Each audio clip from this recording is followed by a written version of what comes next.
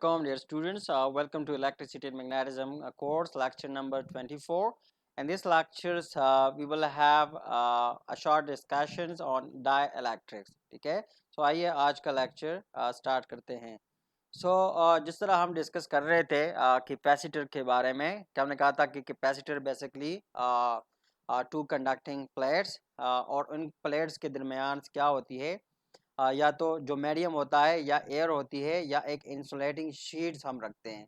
तो हमने डिस्कस किया था लास्ट लेक्चर में कि जब हम एक इंसुलेटिंग शीट्स या डाई इलेक्ट्रिक रखते हैं दो प्लेट्स के बीच या दो पैरेलल प्लेट कैपेसिटर के बीच, तो उस दौरान जो कैपेसिटेंस होती है मतलब है जो स्टोरिंग कैपेसिटी होती है कैपेसिटर की, that is been increase by a factors. ठीक है, कि एक फैक्टर्स के हिसाब से वो जो कैपेसिटेंस है या जो कैपेसिटी है वो बढ़ जाती है बाय ए फैक्टर कैफा. ठीक है, कि इस फैक्टर के हिसाब से उसकी जो कैपेसिटेंस है वो बढ़ जाती है. और हमने कहा था कि it depends on the materials and the sheets, कि वो जो शीट्स मतलब ये दो लेट सपोज दो पैरेलल प्लेट कैपेसिटर्स है और इसके अंदर जो मटेरियल्स हम रखते हैं, हमने कहा था कि उस मटेरियल के नेचर पे वो डिपेंड करता है इसकी केक की वैल्यू, और उसी के मुताबिक ये क्या करती है, ये इंक्रीज या डिक्रीज करती है. तो ये जो मटेरियल्स हम पुट करते हैं between the parallel plate capacitors to increase or to mean to change the capacitance of the capacitors, इसी मटेरियल्स को हम कहते हैं, इसको हम डाई इलेक्ट्रिक कहते हैं. Let me repeat it again. The insulating materials are the insulating sheets that we put between the two parallel plate capacitors or any sort of the capacitor.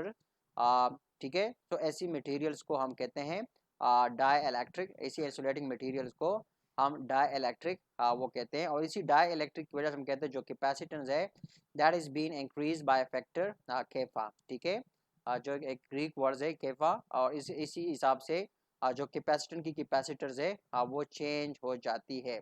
ठीक है, सो इन जनरल हमारे पास relations है kappa epsilon not A divided by D. ठीक है, ये हमारे पास कैपेसिटेंस ऑफ द कैपेसिटर के लिए रिलेशन है, that is basically hold for parallel plate capacitors. ठीक है, सो यहाँ पर जो केफा है, नॉर्मली हम कहते हैं कि केफा की जो वैल्यू है that is 1 for a vacuum and approximately 1 for air. ठीक है, अगर हमारे पास वैक्यूम है as a medium between the two parallel plates या एयर है, तो इसके लिए जो वैल्यू है केपा की that is approximately equal to 1. So you can also define epsilon that is equal to kappa epsilon naught. ठीक है, and we write c is equal to epsilon a divided by d. मतलब it's up to you कि आप कैसे मतलब जो die electric है या जो इंसुलेटिंग मटेरियल है उसको कैसे आप वो लेते हैं या किस मटेरियल का आप लेते हो. सो इसके करस्पॉन्डेंस आपकी यहाँ पर जो कैपेसिटेंस है ये वेरी करेगी. लेकिन इन केस ऑफ डाइलेक्ट्रिक हमारे पास जो कैपेसिटेंस के लिए जो रिलेशन है that is equal to kappa epsilon not A divided by D. और अगेन जिस तरह हमने बात की कि डाइलेक्ट्रिक क्या है, तो हमने कहा था dielectric is a thin insulating shields and between the plates of capacitors. ठीक है, कि ये हमारे पास क्या है कि एक नहायत ही पतला इंसुलेटिंग शील्ड है जिसको हम रखते हैं पैरेलल प्लेट के बीच. जिस तरह के आप लोग यहाँ पर इसको देख सकते हैं, ये ऊपर और नीचे वाला ये हमारे पास पैरेलल प्लेट्स है और इनके दरमियान जो थिन शीट्स है इंसुलेटिंग शील्ड है, this is basically called the dielectric.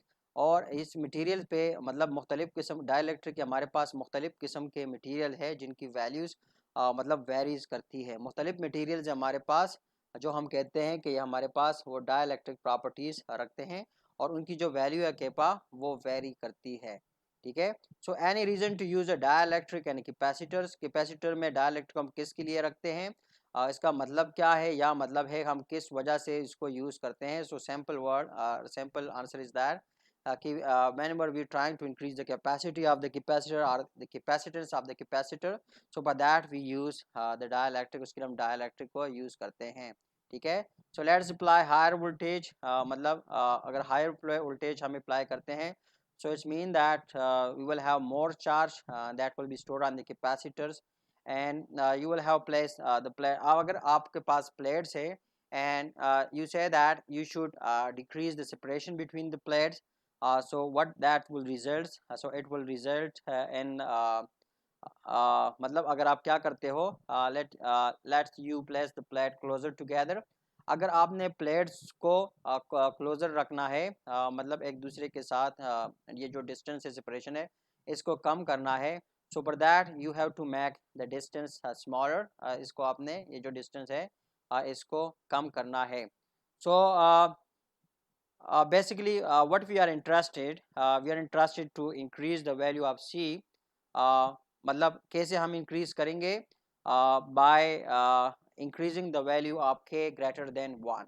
ठीक है, कि कैपेसिटेंस को हम इंक्रीज कर सकते हैं। कैसे हम इंक्रीज करते हैं, कि हम ऐसे मटेरियल को यूज करें जिसके लिए केपा की वैल्यू जो है वो ग्रेटर देन 1 हो। अगर 1 हो तो मतलब वैल्यू एज इट इज वो कांस्टेंट रहेगी, उसमें कोई चेंज नहीं आएगा।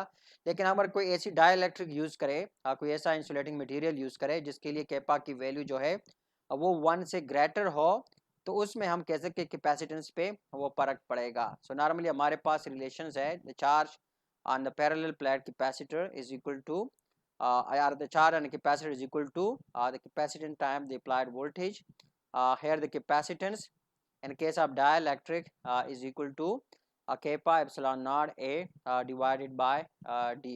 So ये हमारे पास रिलेशन है इन case of the capacitance, relation for the capacitance in case of dielectric. ठीक है, अब यहाँ पर हमारे पास एक एग्जांपल है कि parallel plate capacitor has an area of 10 centimetre square and plate separation 5 millimeters.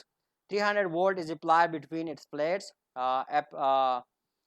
Neoprene is inserted between its plates. How much charge does the capacitor hold? ठीक है, यहाँ पर डाइलेक्ट्रिक है, neoprene is a dielectric। ठीक है, और इसके लिए जो केपा की वैल्यू है that is given 6.7। ठीक है, बाकी जो वैल्यूज है, एरिया है is given, applied voltage is given, and the separation is given. So you are being asked to calculate what?